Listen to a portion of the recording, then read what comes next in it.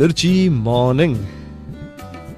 મહત્વાકાંક્ષા હોવી એ સારું કે ખરાબ? એમ્બિશન્સ હોવી સારી કે ખરાબ? ખબર નહીં.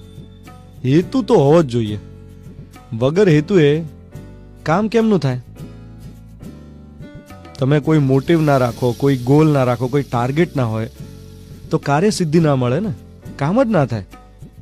પણ એ મોટિવ અચીવ કરવા માટે, હેતુ પામવા માટે જો તમે કાવા દાવા કરવા લાગો ને, મહત્વાકાંક્ષા માથા પર સવાર થઈ જાય અને એમાં પછી બીજું કશું જ ન દેખાય. બીજાનું નુકસાન થાય, બીજાનું ધનોત પનોત નીકળી જાય, પણ માત્ર મારું જ ભલું થાય, બીજા જાય તેલ લેવા, તો કંઈક ગરબડ છે. જો તમારી એમ્બિશન્સ પૂરી કરવા માટે તમે બીજા કોઈની પરવા ના કરો તો કંઈક ગરબડ છે. એમ્બિશિયસ માણસ મોટે ભાગે વિશ્વ વિજેતા થવાની ખેવના ધરાવતા સમ્રાટ જેવો હોય છે.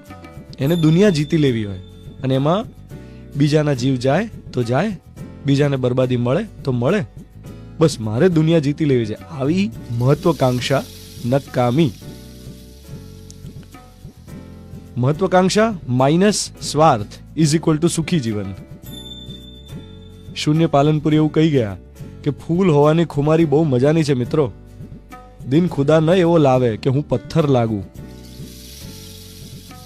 મહત્વાકાંક્ષા માઇનસ સ્વાર્થ ઇઝ ઇક્વલ ટુ સુખી જીવન.